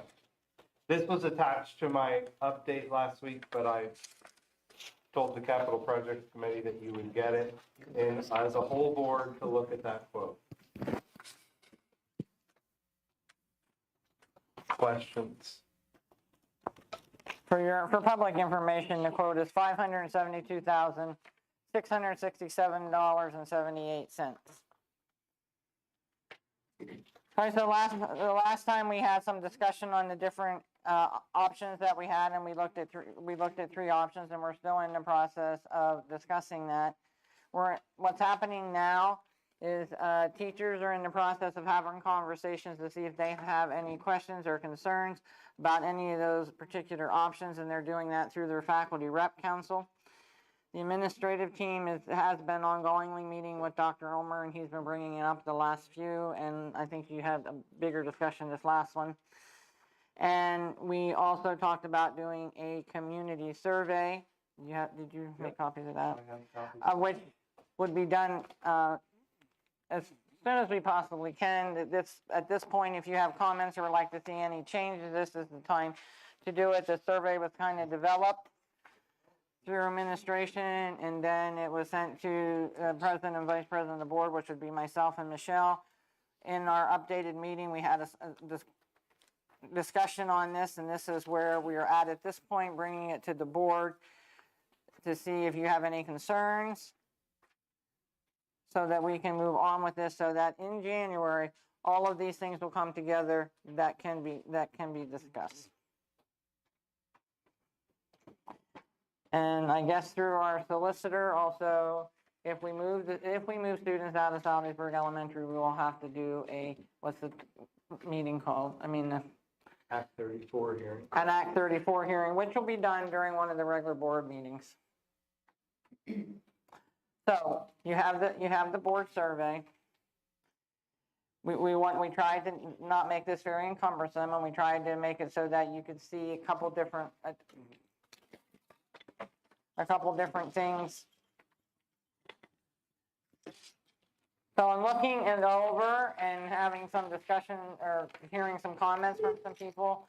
I think one of the things that would be good to add as the last thing is that allow the people that are doing the survey to make a comment, general comment, because sometimes you'll be able to read more into their answers by having that type of a comment than not. So, but I'm only one person, so if you think a comment would be a good idea, give you more information, we can do that. Are you going to comment just at the end or after each question? Yeah, at the end. At the end. There needs to be more explanation as to what we want when these questions are asked. Especially on number 4. I would support realigning elementary buildings so all students in the same grade are together in the building, balance out class sizes. If people haven't been listening to the board meetings, they're not going to know what that means. And it means closing Salisbury. And having 4th and 5th at 8. That's what people would want. Can we the only concern I have about that, I'm looking at my solicitor, can we predetermine that on a survey without the board having a hearing and voting? One of the things that we talked about that maybe will help that situation is that we talked about having just like a paragraph before the survey before they take the survey, and the paragraph before they take the survey could identify the three choices that we talked about in the past, which would kind of state that we have, because that's partly in those choices. We have no change, we have reconfiguration, and we have, 2 different reconfigurations listed, and we have closed schools, and so we would put that as the beginning paragraph to the survey, which would kind of give them an idea one way or the other how that pans out.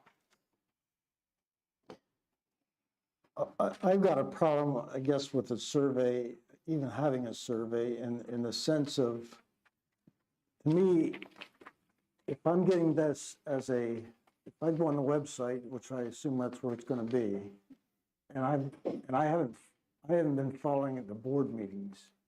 I don't even know what necessarily has prompted this. And the second problem I have is, what are we gonna accomplish, or how are we gonna let public input affect the board's decision? By that I mean, all 9 of us were elected to do due diligence to get to this point.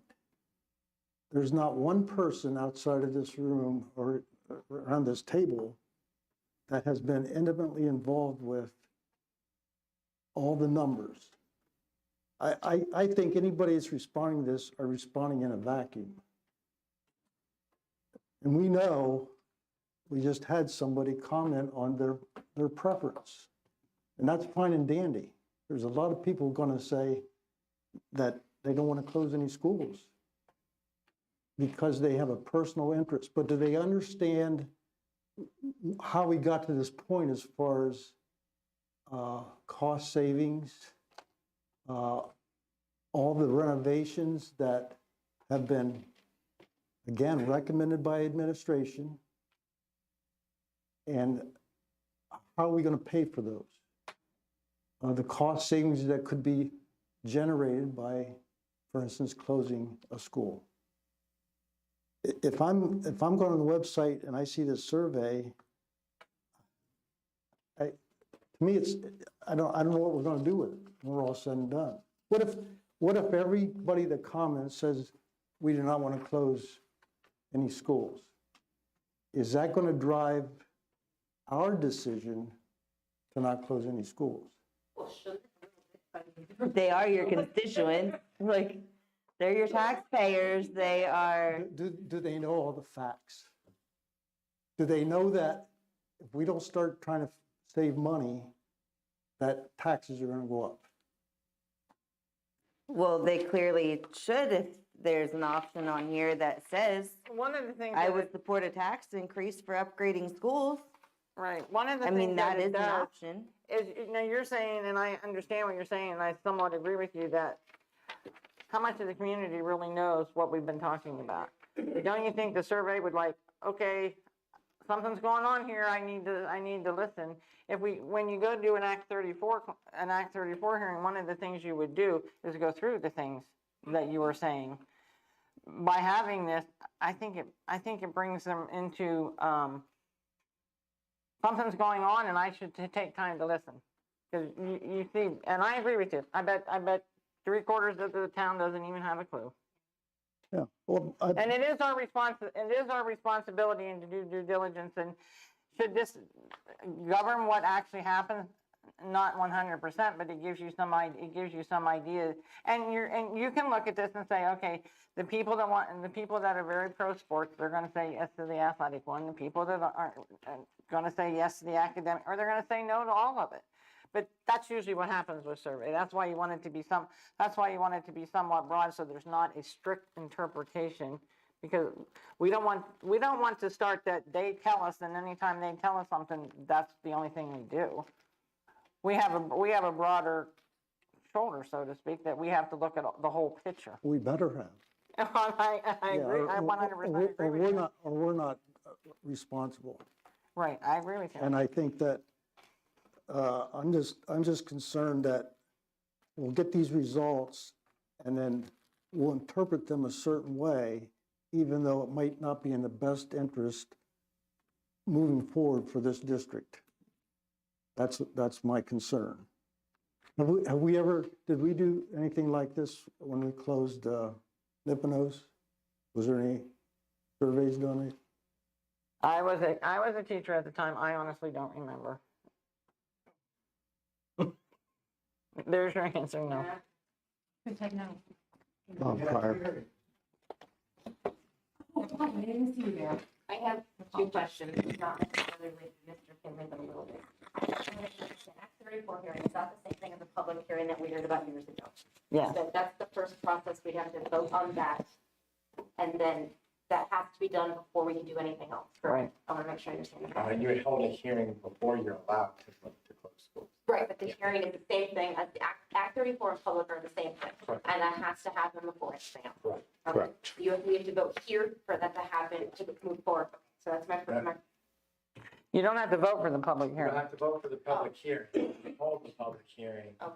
And then after the 90. 90 days, then you would be the first time you could take action to then close the school after.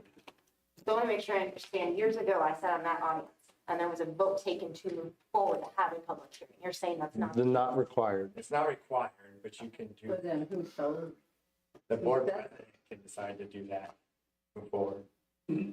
So what's the timeline if you go sort of backwards as far as closing a school and then you got to have a public hearing and a vote and all that before all that happens? You can't, the timeline is when the public hearing is held, you essentially as a board have a waiting period of 90 days. You can't do anything for 90 days after the Act 34 hearing. You can't take any action on that hearing for 90 days. What is the timeline for that vote and when the effective closing date is for a school? Depending on, I mean, I had in a previous job, we had a hearing, and by the time the 90 days ended, it was summer. So the vote, we actually affected the vote the next day because we were in the summer. So you could make the effective date anytime after The 90 days. the 90 days and you took a vote. But in that case, was that school closed that school year? I believe we didn't reopen it for the fall because we were already in summer by the time by my memory serves me correctly. We were already in the summer by the time the 90 days ended. So we just didn't reopen the building the next year. Well, that kind of surprised me. So is everybody waiting for the board to take that vote and school's ready to open in a couple weeks?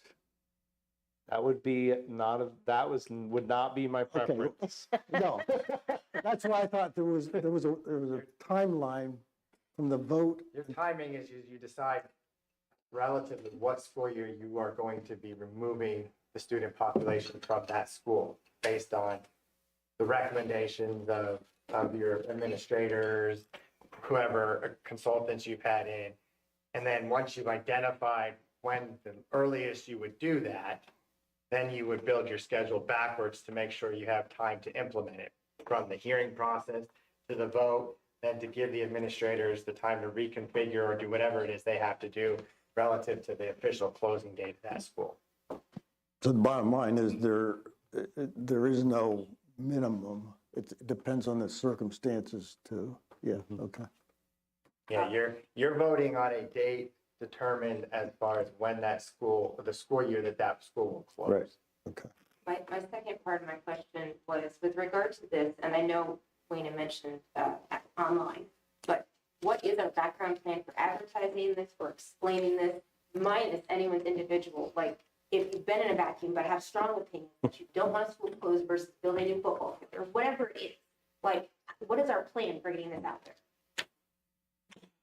So I had, in my mind, Well, it depends.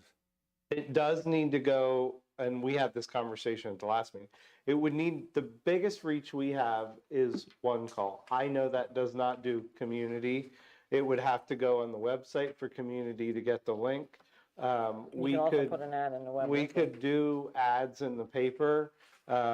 We talked about doing an ad in the Web Weekly, which literally gets delivered to every household. So, beyond that,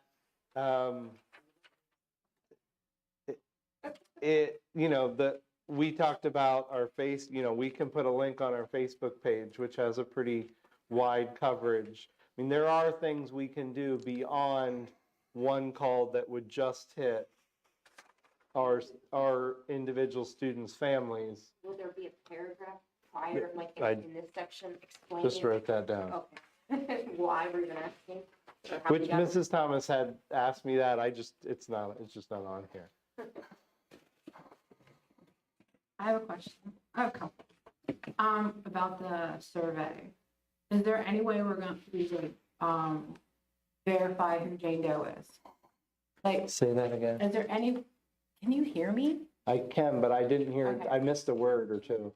Is there any way for this survey that you can verify who Jane Doe would be? No. Like the name. So we have computer, like, what do you call them? Keyboard warriors.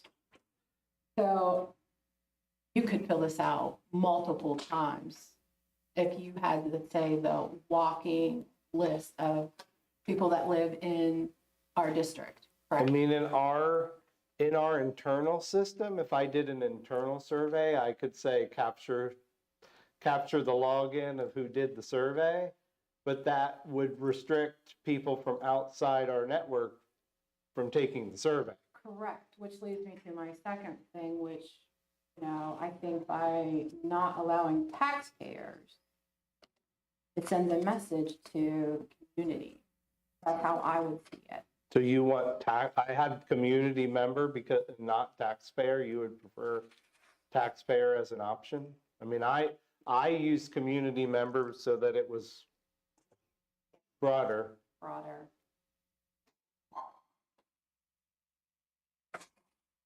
You want taxpayer as a separate one, or would you do / taxpayer? I agree with. Also on that, we also feel, and as he has to put that in the address, you want to hit all of those that apply. I have it set up that you can click more than one option. You need to tell them that, though. Well, it doesn't print that way, but when you're on the online version, Okay. the sub-directions say click all that apply. For whatever reason it doesn't. So you want taxpayer as one of the click buttons. That's an easy change. Well, I agree with Wayne. I don't think this will be accurate, only because, it's very vague. Like for taxes, do you want to increase in tax or increase for athletic fields? Like, it doesn't say like 100% tax, 10%, 25, 50. Well, you can't raise above the index. I understand that. So, like, I think some people are, they're like sometimes I vote no because, not that I don't agree something should be done, just because I agree just because I don't agree with the amount, not necessarily it shouldn't be done. But I don't think there's any way to verify that these are people that actually live. And that's why you don't depend 100% on the survey. There's no survey that's 100% correct. Come on. So, we're trying to do and allow people to have somewhat of an input into the situation, or as Wayne said, we need to broaden the fact what it is we're doing, and not wait till after it's over and then saying, well, I didn't know you were doing that. At a minimum, even if there is a gray area here, it should grab parents' attention, taxpayers' attention. If you're not paying attention and you don't want your taxes skyrocketing, this is going to bring that attention. If you're a parent and hasn't been paying attention about schools being closed, this should grab your attention. Yes, there's room for error, but at the minimum, we should be grabbing our community's attention about what's happening. So I just think we need to push something into our community and get people's attention. That's why we have 2 more board meetings a month. Agreed, but for people that are busy or just can't get here, I absolutely think this is something that should be pushed on. Due diligence, that's what this is. Due diligence. Yeah. I have a question about this. Oh, yep. So this is what map figure that's been kind of attached? Is that multi-purpose? I thought that is. Pretty much just the multi-purpose room and the canopy in the front. That canopy, you can throw it away. Why don't I put that in there? Do you have to do that? We don't have to do the canopy area at all, but those are the sections of the roof that the warranty is going to expire. I want you to let me know what student stays dry under that canopy when it rains. Not many. No, because it's not Especially if the mine. wind goes sideways. This quote is only good for 60 days too. Correct. 60 days from when it hits our hands. That's the norm. That usually can, That's, yeah, November 30th. So you have until the end of January. yeah, we'll be having a capital projects meeting somewhere in January. Is it towards the beginning? Hold on. He just wrote it on we something just that we approved had those today. dates. I can tell you.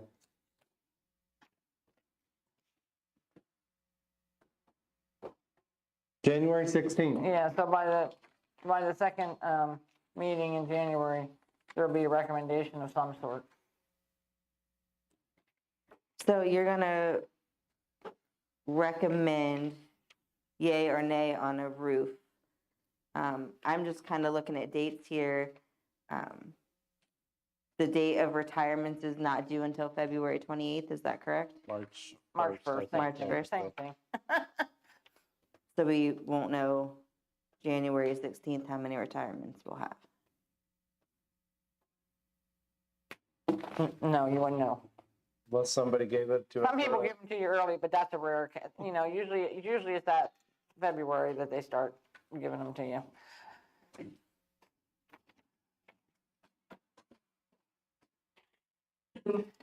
And even though these say 60 days, Mark Wall working with these people, and these are the people that we've used, you can pretty much work with that.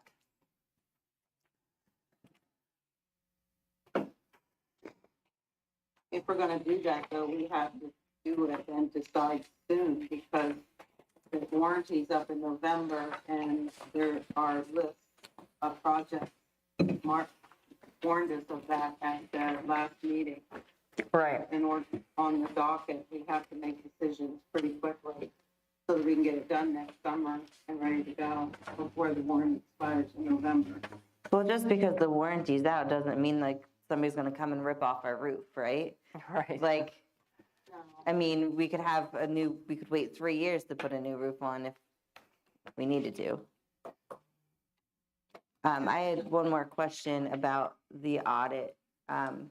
Where do those monies go that were, Your surplus? yes, They went in your fund balance. That's what they were talking about earlier. That went directly into your fund balance.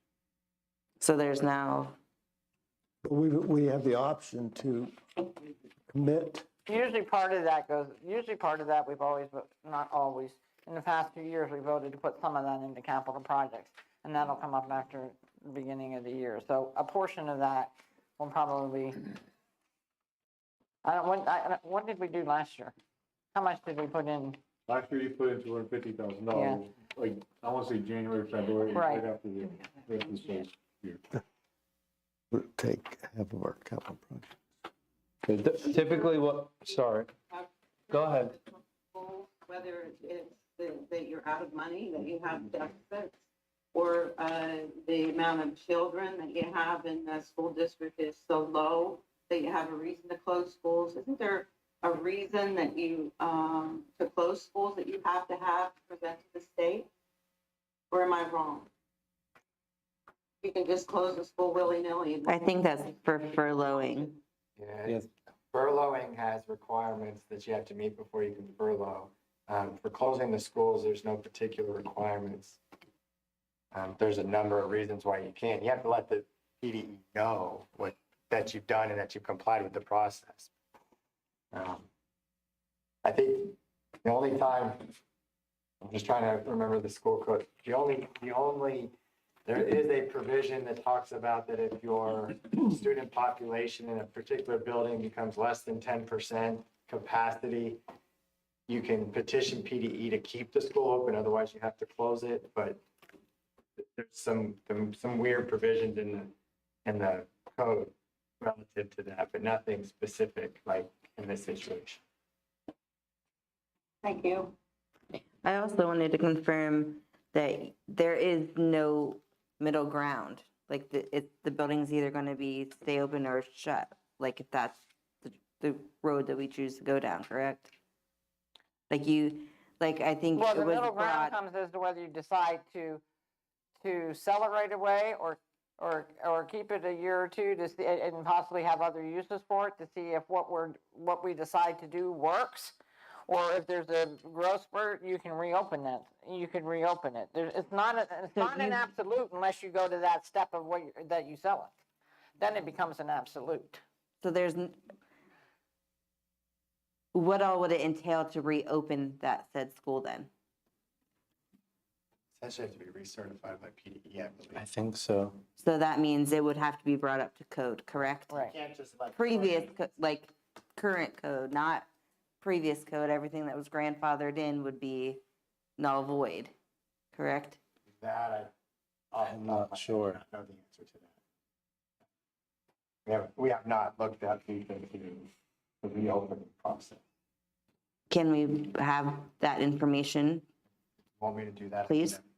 That'd be great. I've never seen that section of school code. Neither have I. You've seen it, I'm sure, just not paid close attention to it. Usually, I would be honest, usually when you close a school or district has become so, the student population has become so low, there's no additional room for growth. And in one fell swoop, you're closing and you're authorizing the sale of the building in some form or fashion to hurry up and get it off your rolls from a maintenance standpoint, because those are the costs that you're trying to eliminate as well.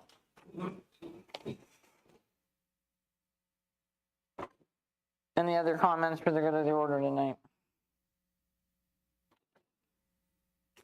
So in our update Friday, you'll send us the paragraph you're gonna put at the top? Yep. I wrote my notes. And I'll do the other edits as well, and you'll get a new version.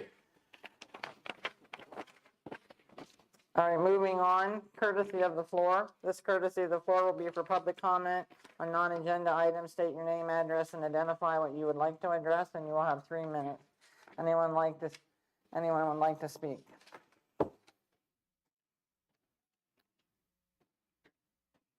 Bob Fryer, Mifflin Township. I'm going to comment on school closure and so on. I would recommend educating the community on the advantages and disadvantages of school closure. That way you could kill 2 birds with 1 stone. It's not like you're sending out information about the decline in population. If you just have a list of the advantages or disadvantages of closing a school, which you would put, money in there as well, I think that would automatically educate the community on what's going on, because you could see the facts, figures, advantages versus disadvantages. That's just my recommendation. But I do like the discussion the board is having. Makes a lot of sense what you're talking about. I know the last school board meeting, there was good discussion. One of the items brought up was the reconfiguration of grade levels at Saladaysburg. That makes sense. I could support that. I could support that idea because it gives the district an opportunity to see if reconfiguration can work. And we wouldn't immediately need to close a school. Saladaysburg would be put in mothballs. Everybody know what that means? Like the Navy, they put their ship in mothballs and in case they need them later. That could be activated if configuration fail. I know school closure is an emotional issue. However, we can't be fiscally responsible by operating on emotion. I believe Lieutenant Colonel Schweitzer, I believe he commanded a battalion of Marines in Vietnam. Can't send your people out to fight the enemy based on emotion. People get killed. Common sense, folks. In this school district, it would waste tax dollars. Now, I know there's emotion here. I can see it. It's very visible. But I can't understand why people aren't willing to listen to the figures that were presented by Mr. Kinley. I mean, common sense. And I challenge these people who can't see what Director Kinley is presenting. I challenge them to give their own figures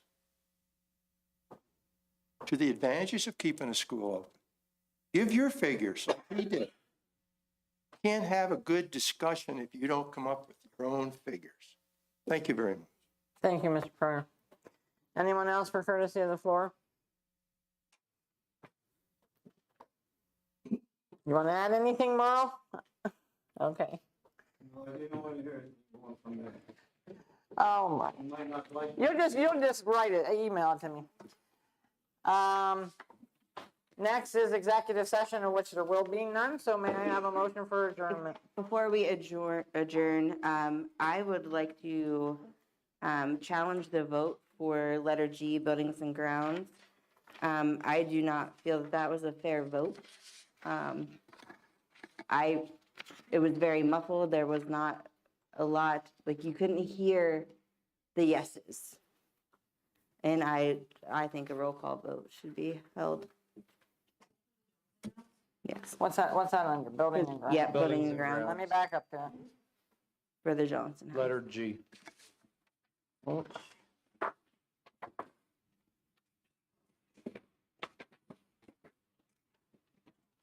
You want to know about? Yes, roll call vote, please.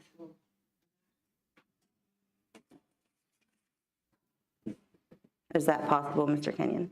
Yeah, it is. You challenged it. I motion for a roll call vote for letter G, building and grounds, letter A.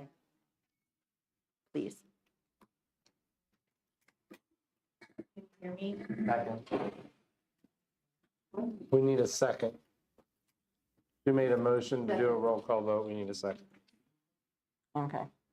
Now, questions? Did someone second? Yes. Mrs. Petrosky. Nancy. Mrs. Charles, I have a question. Mrs. Can you hear me? Yep. Go ahead. Why is it that Kayla feels that this was an unfair vote? Can I have that explanation, please? She felt there were some no's there, but it was kind of muffled, and we don't have a true picture of whether the vote. I didn't feel that there were no's there. I don't feel like everybody voted yes. Okay. You know what I mean? Like I couldn't hear all of the yeses. And from an explanation standpoint, from Robert's rules, a silent vote is a yes vote. Okay. It is not a no vote, so when you don't actually verbalize, that means you are consenting to the action that's being taken. Okay, thank you. So that way you guys know in the future, if somebody just. Like, you don't hear me vote very often. Well, it was like two people and. It was very, I understand, yeah, it was a. You have something to add, Jesse? No, Oh, I thought you wanted to, didn't want I to. talked to you. Oh, okay. Mrs. Thomas, so can you make it clear to me, just because I'm remote and I can't always hear it cut in and out at times, did anybody actually vote no to that vote? Is that why Yes, she's yes, asking? yes. Got it. Thank you. Mr. Enders, roll call. Mr. Allen, Yes. Mrs. Calhoun, No. Ms. Stovall, Yes. Ms. Edwards, For safety reasons, yes. Mrs. Grant, Yeah. Mr. Kinley, Yes. Mrs. Petrosky, Yes. Mrs. Stemmer, Yes. Mrs. Thomas. Yes. Motion passes 8 to 0. Not a problem. It's always a learning curve. Democratic process. That's right. No. No, we have not. I need a motion for adjournment. There you go. Mrs. Green. Thank you. No.